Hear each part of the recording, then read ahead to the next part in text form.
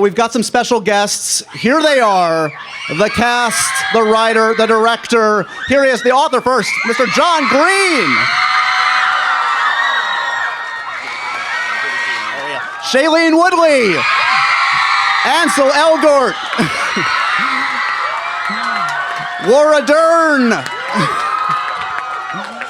The one and only Nat Wolff. Sam Trammell.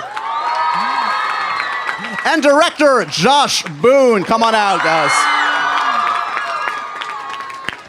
All right, guys, have a seat. Make yourself comfortable.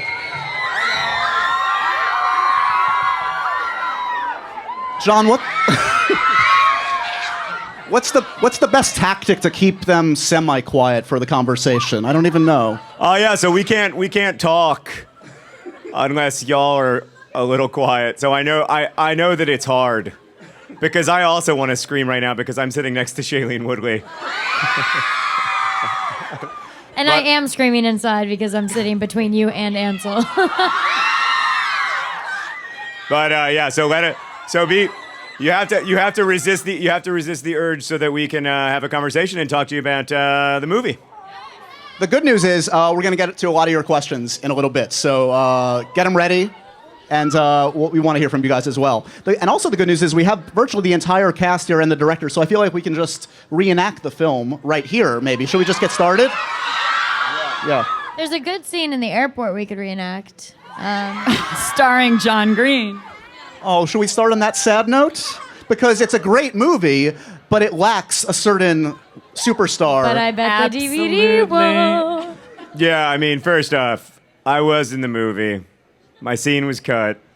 Everyone's gotten a lot of mileage out of this. But the reason my scene was cut was not because I am not a great actor, which I am. I was tutored. I had one line, "I'm so sorry," and I was tutored in my line by the great Nat Wolff, who's a genius. Hey, you can work with someone as as long as you want, but sometimes things just don't click. But no, it just didn't work. It didn't work in the movie. There's no question that Boone made the right decision to cut it. But you can see it on the Night Before Our Stars, Thursday, June 5th. And it'll be on the extended cut. Are you serious? Yeah, they're going to show it my in God. Atlanta. This is so exciting. Have you seen it yet? Oh, nice. We are great. Mostly you, but I'm still pretty good. It was a kind of interesting scene because I had to put a cannula in my nose that a little girl had in her nose, and so we were sharing snot all day, which was a little bit weird, but... That's why you got into the business, basically, right? But I remember you were in character. Like, there were some takes where you were kind of disgusted by it, and then there were other takes where you were like, it was okay. Well, one of the things that I learned... Daniel Day, John Green. One of the things I learned from our extraordinary cast is that you have to give a nuanced performance, and you want to offer something different in each take. So I made sure to try to give you everything that you needed to work with when you got to the editing room. You gave me a lot. Nice. I hope it's Are okay. we still talking about Yeah, I was this, going to guys? say, we're going to spend the next 40 minutes on this. Yeah, we're actually in scenes that are in the movie. Let's get to us. Come on, guys. Such bitterness. Let's talk. Okay, this amazing cast that you guys have assembled. Josh, what were you looking for when you were looking for your leading characters here? What were you looking for when you're starting to audition people for this film? I was looking for actors who could speak John's language and bring it to life. And it's like, the first time Shay came into audition was the first time I'd ever heard anybody say Hazel's lines, and I believed they were Hazel. I mean, it was the first time. So her audition was pretty devastating. We cried like a lot. What do you guys, Shailene, what do you remember about that audition? Did you feel like you knew this character when you were in that audition room? I did. I felt like I knew her the second I read the script before the book 2 years ago, and then I read the book immediately after. And sort of the way that she spoke, and the way that she and Augusta interacted with each other, and the sarcasm between her and her mother, or not the sarcasm, but the sort of wit between, when her mom's like, "What did he give to you?" and she's like, "Oh, he gave this to me." I don't want to give anything too much away, but it's just the nature in which Hazel spoke, I really responded to and felt like I spoke like that. You get to work with this guy. I don't know if you guys have seen Ansel Elgort before. Have you ever seen? Okay. Boo. And so when you got this role, is that the biggest moment thus far in your career when you get the call that, like, I'm going to get to be Augustus Waters in a film like this? You better say yes, by the way. I mean, I was pretty like scared and a lot of pressure, to be honest. I was like, I hope I do a good job, you know? It was like a big role to take on, a big responsibility because, I mean, look at all these people here, you know? Like, people really care about this guy. People care about this story, so I just didn't want to mess it up, really. You didn't. Good news. Thanks. John, when it first came up about potentially adapting this into a film, was that excitement, dread? What was the first feelings about potentially seeing this translate for the big screen? Well, I mean, I didn't want to make it into a movie initially, and I didn't want to sell the rights really. But when I met with the producers, the people who became the producers, you know, the first things they said to me, they had like 3 minutes with me before I went on stage with my brother Hank at this middle school auditorium in Los Angeles. And I hope you guys are screaming for middle school, because it is awesome. Just kidding. It's rough. It gets better. But this is what they said to me. They said, we're going to make a movie where the female romantic lead has a cannula in her nose for the entire movie, where disability is part of her life, but she's not going to be defined by her disability. And we're going to make a movie that's not just about romantic love, but that's about love within families and that honors your story. And we're not going to just stay true to the plot, but we're going to stay true to the tone and the feeling of the story. And you have to believe that we can do it because we are confident that we can do it. And I trusted them, and they kept every promise to me. I mean, they kept every single one of those promises, and I think that's why the movie is so extraordinary. So for Laura and Sam, I mean, in the bad version of a movie like this, you guys, I mean, everyone here could play cliches of these characters, and part of the beauty of this film is it feels so truthful, and that's thanks obviously to the direction and John's words. But can you give me a sense of sort of like how did you keep on track on set to make sure it was feeling true, it was feeling authentic, as opposed to feeling like falling into a movie of the week kind of cliche? Well, we spent a lot of time together offset, you know, just hanging out, getting to know each other, having dinners all the time, basically in Pittsburgh. But also we had real, kids that had cancer, and so we wanted that to infuse it with, give it a weight and reality. So it was always very very palatable and real. We had some little notes we passed back and forth, keeping our relationship fresh and pretending to be married and, that kind of thing. And I think, as Shailene said, you feel you can hopefully pay tribute to John's language because you feel you speak it. And Sam and I, as actors, felt like we'd never played parents or even grown-ups that much before. So Josh, I think, made an astute choice to match rather irreverent actors all the way across the board who hopefully understood John's tone in the humor amidst all the a crisis that unfolds. So that was really fun for all of us to be a family together in that. One thing I didn't know until I watched the movie was I didn't know as much, because I saw, when I was writing the book, I saw it all through Hazel's eyes, and Josh had to see it through everyone's eyes, and each of these people had to see it through their eyes. And one thing I didn't know at the time was that the love story between Hazel's parents is a really powerful story. Like, they have this tremendous obstacle in their marriage and their love that no one could expect when you make a promise to each other to be married.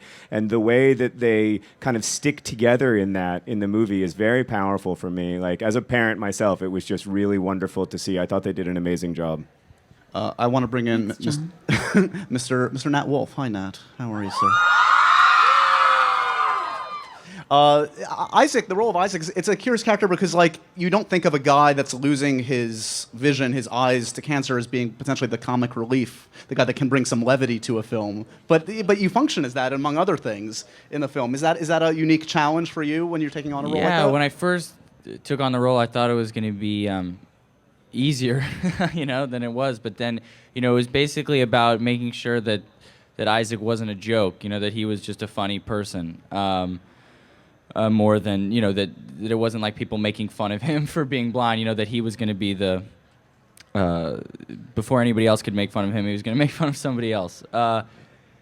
And then it was basically balancing that, yeah, he did have to be the levity of the situations, and then at the same time, like, yeah, he's going blind and he's getting dumped, which are upsetting things, and I think I did a really good job. So, yeah. Keeping it humble. I always. agree. You really did, though, and I dislike you as a person so much. I want to criticize your performance, but you really were fantastic. I'm just kidding. I don't. Obviously, I hope it's clear that was a joke. Nat's like my second or third favorite person in Which the cast. part? Which part was the Him joke? as a Yeah. person or his performance? Do you want to seat the people according to how much you love them? In No, order I did. from top I did. Sorry, Sam. Yes, you did. Yeah. Particularly You sorry never liked to me. you, Josh. I actually did it my direction. We have some clips from the film we want to share with you guys. Laura, I'm curious for you. I mean, you've been, you've acted all your life, literally all your life since you were a teenage actor, and working with someone like Shailene, who's also been acting virtually her entire life, and these young performers. I'm wondering, do you feel a kindred kind of spirit when you see young performers working at the top of their game, and what's special about working with folks like this at such a young age?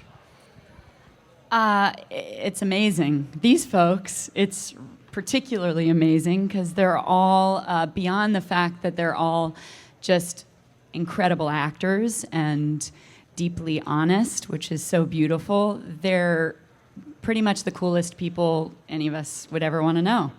Which is why we had dinner every single night together, because we love each other, and this is just a really beautiful group of big-hearted people. So that's particularly amazing, and to watch a group of young actors have the level of respect for an author that everyone in this room would wish them to have toward John Green was particularly awesome to watch, and a great tribute to John and the story. So that was really, really awesome.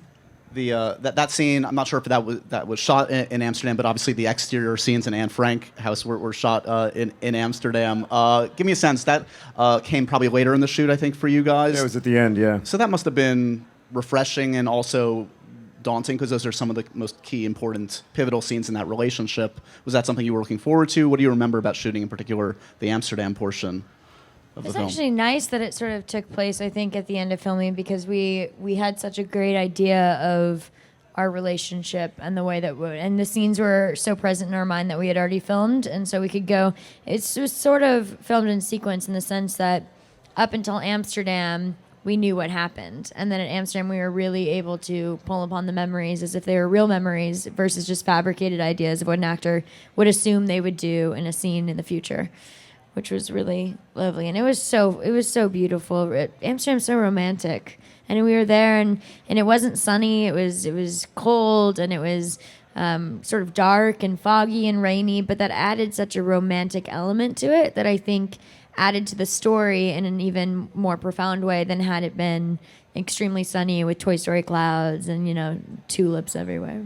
Obviously, the scenes at the Anne Frank house in particular, I think, are among the many scenes that the audience is probably very excited to see. And so what do you remember about shooting literally in the Anne Frank house? Is that something that you remember fondly? We shot the downstairs and like one of the first rooms in the Anne Frank house, but we couldn't actually shoot most of the scenes in the Anne Frank house. It's quite narrow. So we shot, Old. we shot them in Pittsburgh in a studio. You're ruining the illusion, the No, movie magic. it's even more amazing. Yeah, I mean, It is because it looks so real. Yeah. I It feel is, like I I've mean, been every little tiny little crack in the wall was correct. yeah, my And DP. I didn't know this. I'm pissed. When Ben Richardson and I went, the first thing we did when we got to Amsterdam was we went through the Anne Frank house, and we both were looking at each other the whole time like deja vu because it was so exact. They rebuilt it from the looked. plans inch for Yeah. inch. I mean, Molly Hughes, the production designer of the movie, did an amazing job. Like you didn't know. And I've seen it twice. Yeah, I'm confused. No, I can't tell what was shot in Amsterdam and what wasn't, and I was there. Another clip we want to show you guys. Ansel, Shailene, and Nat are in this one. This is a really fun sequence. Take a look at this one. Here we go. I do want to say that scene is about 2 minutes longer in the movie, and it's been heavily truncated, so it's much longer in the movie. Just so you know. Nat, was that your first time egging a house or a car?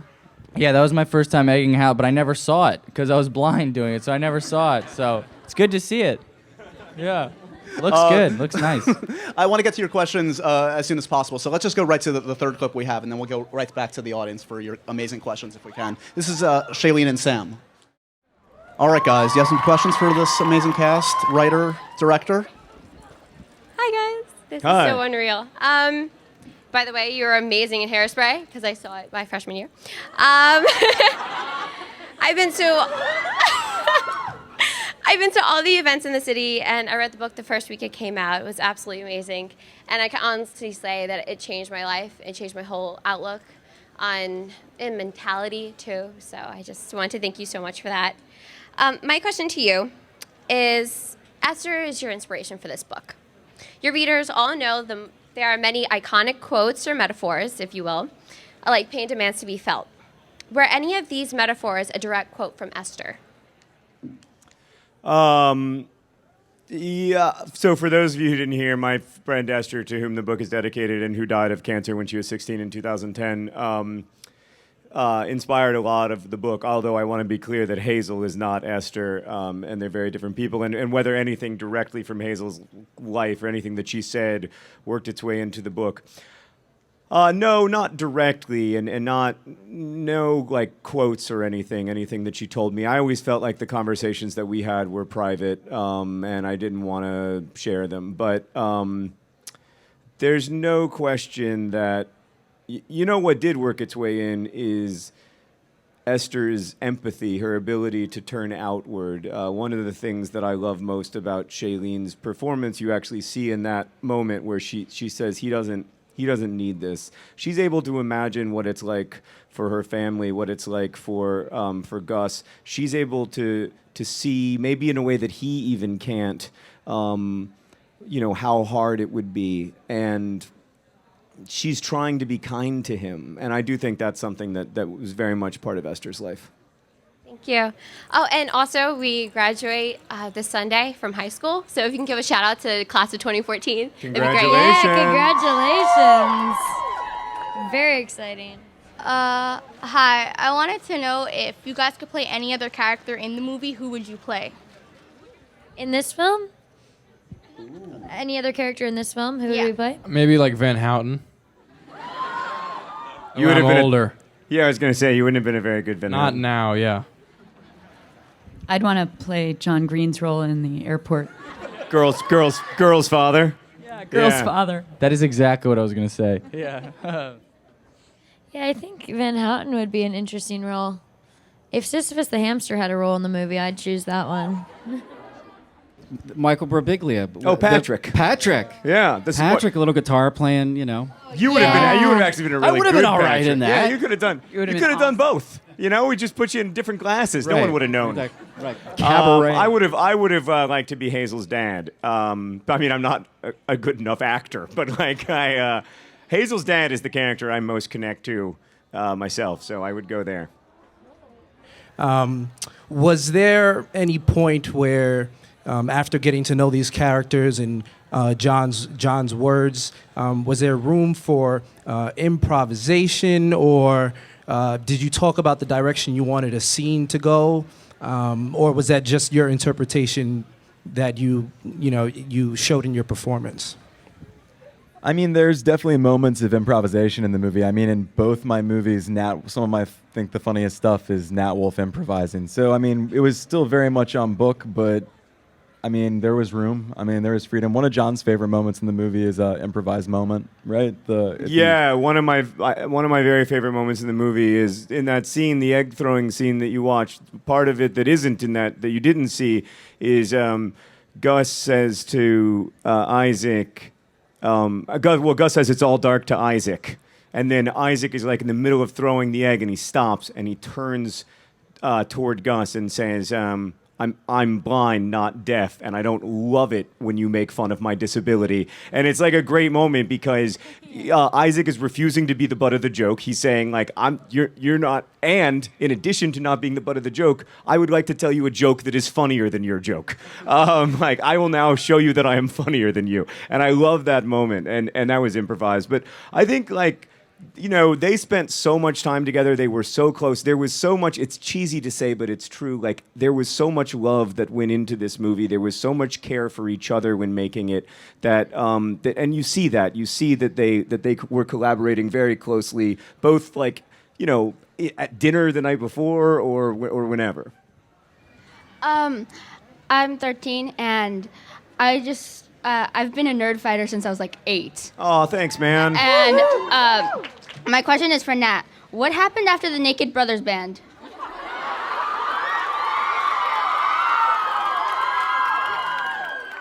I still do play music with my brother, and we have some new music coming out in 3 days. Under the moniker Nat and Alex Wolf, creative band name. Cities of gone for you. Yeah, it sounds just like that. And then I've got, I'm so lucky to get to work with unbelievably talented people like this. So. No, but I Yeah. think, are you going to do the Naked Brothers band again? No, probably not. It's gonna be the Clothed Brothers band now. Yeah, nowhere near as good. When did you know that you would be such a huge success as an author?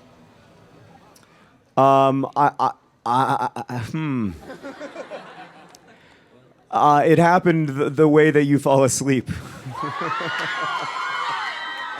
Slowly, then all at once. I had a lot. I was able to get my books to readers and have a wonderful readership almost from the time that Looking for Alaska was first published. I mean, within a couple years of it coming out. Thank you. I had a readers, and I really liked them, and I loved hearing from them, and I felt very close to them, and that was magical. But I could never have imagined that, that millions and millions of people would one day read that book and my other books. And it really, I guess, like a month in maybe to Fault in Our Stars, I was like, this is weird, and it seems to keep happening. And now it's been like 2.5 years, and it's still happening. And I suppose it will end at some point, but yeah, I don't know. It's weird. Thank you.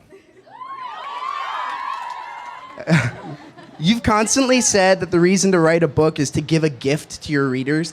How do you balance that with not giving into this commercial desire of, air quote, what the teenagers want? I don't really care what the teenagers want, to be honest with you. Like, I just don't care about what the market says that I'm supposed to do or what, I like telling stories, and it's exactly as you said, like, it has to be a gift. And if you think too much about like, oh, books are supposed to have this or books are supposed to have that, you stop thinking about the reader and you start thinking about the idea of a reader, or the idea of a readership. Like, insofar as possible, I want to think about you. I want to think about, and I'm blessed that I can know you kind of through Twitter and Tumblr and YouTube comments. I can kind of know about you, and so I can just. Hopefully I can base it on you and try to make something for you instead of trying to make something that's like for an abstracted idea of you.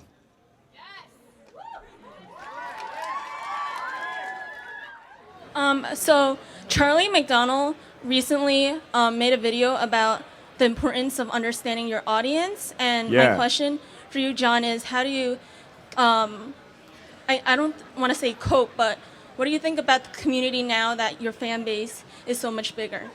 That's a great question. And I love that video by Charlie. It talked about how you have to, Charlie is so cool, like, for those of you who don't know him, he's amazing.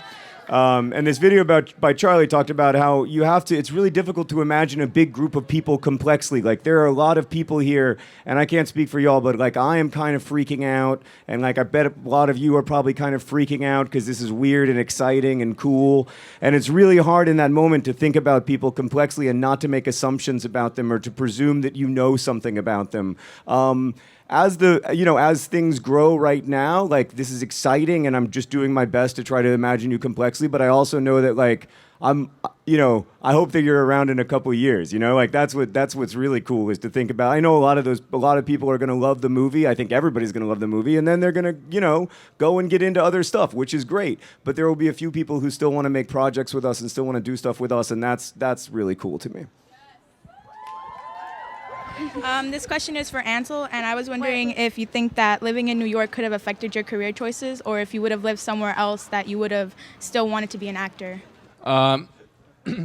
Yeah, I mean, living in New York is it's an amazing place to live, and I'm so grateful that I did grow up here because, you know, I'd go to Broadway shows all the time, and I'd go to Broadway shows all the time, and I'd go to the theater. When I was a kid, I went to the ballet, and that's, I don't know, some of you guys know that's how I started in ballet, and so it's like coming from a small town. I think it's more challenging, and a lot of people do, and that's amazing to me because, you know, then you really have, I don't know how you just discover something like this, but I was lucky being from New York. And also just in New York, there's like, especially when you're an actor, there's so much going on here. Like, you know, one of my favorite things to do is like play street ball. And like, you can just like do things like that in New York and like a lot of different things, and it makes you who you are. I think it makes, being a New Yorker makes you an interesting person. So that helps. What is street ball?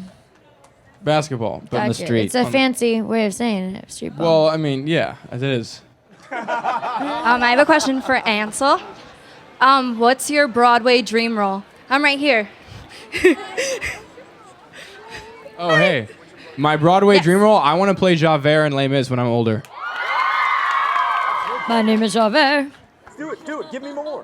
What's your Broadway dream? Yeah, how about Shailene? Broadway dream role? I don't know. I always thought it'd be cool to be Alphabet in Wicked. They're both going to have She gets offers green. tomorrow. Yeah. Anyone else have a Broadway dream role? Sam, do you have a Broadway dream role? God, you know, it used to be Romeo, but that's That ship has sailed, my can't friend. do that anymore. Yeah. God, I don't know. I have to think about it. I'd like to be There's in so Avenue many Q. good Broadway dream roles. What? I'd like to be in Avenue Q. That's a funny show. Shailene, I love your hair. Oh, thanks, man. Your hair is so awesome these days. Let's end by hearing it for Shailene's hair. Amazing. Yes. Shailene's hair. Shailene's hair. Shailene's hair. Shailene's hair. Thank you, guys. That's how all podcasts at the Apple Store end. Guys, The Fault in Our Stars opens this Friday. I know you'll check it out. Thanks so much for sharing your Sunday afternoon. you. And thanks to this cast and director.